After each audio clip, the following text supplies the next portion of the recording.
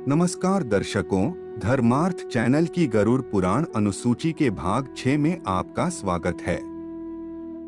गरुड़ पुराण के पिछले भाग में आपने जाना कि प्राणी के पाप और पुण्यों की गणना कौन रखता है और उस प्राणी के शुभ अशुभ कर्मों का वर्णन चित्रगुप्त से कौन करता है। आज की इस प्रस्तुति में हम आपको मृत्यु के देवता महामहिम धर्मराज यानी यमराज व यमलोक के बारे में बताएंगे। इस वीडियो में आप कुछ ऐसे रोचक तथ्यों के बारे में भी जानेंगे जिनसे आप अब तक अपरिचित हैं। ऐसे ही और जानकारी लेते रहने के लिए धर्मार्थ चैनल को सब्सक्राइब अवश्य करें। विलंब न करते हुए आरंभ करते हैं।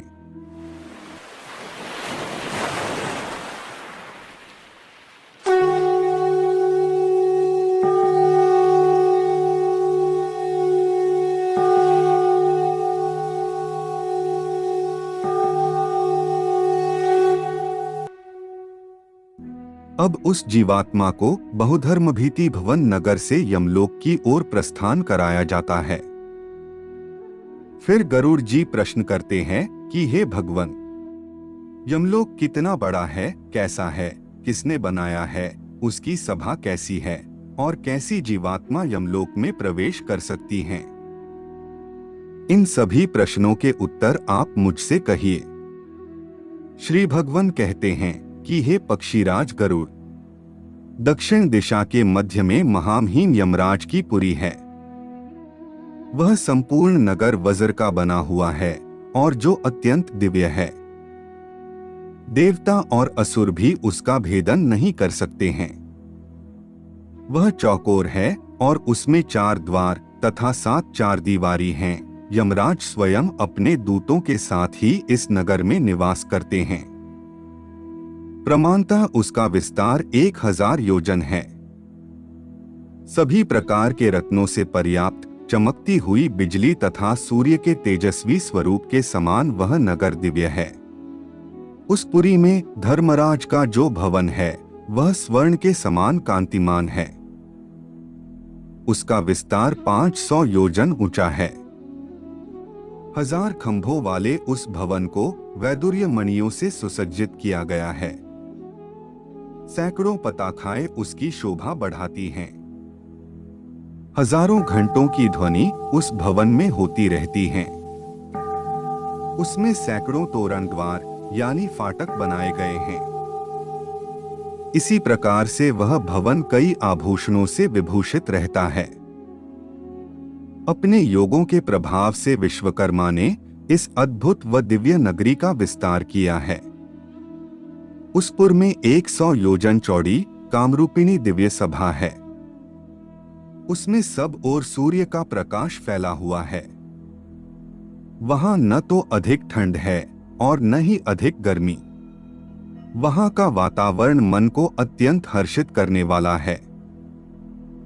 वहां 10 योजन में विस्तृत नीले मेघ के समान शोभा संपन्न सम एवं शुभ आसन पर भगवान धर्मराज स्थित रहते हैं। ये धर्मज्ञ, धर्मशील, धर्मयुक्त और कल्याणकारी हैं। यही पापियों को भय देने वाले तथा पुण्यकारियों को सुख प्रदान करने वाले हैं। यहाँ पर शीतल मंद वायु बहती रहती है। अनेक प्रकार के उत्सव और व्याख्यान होते रहते हैं। सदैव शंख आदि मांगलिक कार्यक्रमों की ध्वनि सुनाई देती है। उन्हीं के बीच धर्मराज का संपूर्ण समय बीतता है। उस पुर के मध्य भाग में प्रवेश करने पर चित्रगुप्त का भवन पड़ता है। अब यहाँ वह प्रेत एक हाथ मात्र के शरीर को त्याग कर अंगुष्ठ मात्र माप वाला वायुरूप धारण करता है। वायुरूप होकर भूख से पीड़ित वह जीव यमदूतों के साथ चित्रगुप्तपुर की ओर जाता है, जिसका विस्तार 25 योजन है और उसकी ऊंचाई 10 योजन है। वह लोहे की दीवारों के द्वारा चारों ओर से घिरा हुआ एक महादिव्य भवन है। इसमें आने जाने के लिए सैकड़ों गलियां हैं और सैकड़ों पताखाओं से यह सुशोभित रहता है।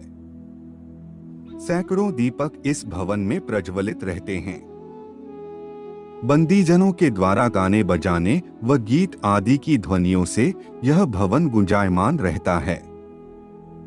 चित्रगुप्त के इस भवन को सुंदर चित्रों से सजाया गया है।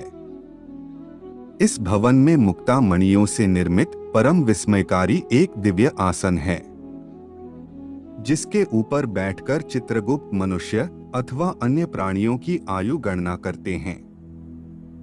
किसी के पुण्य और पाप के प्रति कभी उनमें मोह नहीं होता। जिसने जब तक जो कुछ भी अर्जित किया है वह उसे जानते हैं। वह 18 दोषों से रहित जीव द्वारा किए गए कर्म को लिखते हैं।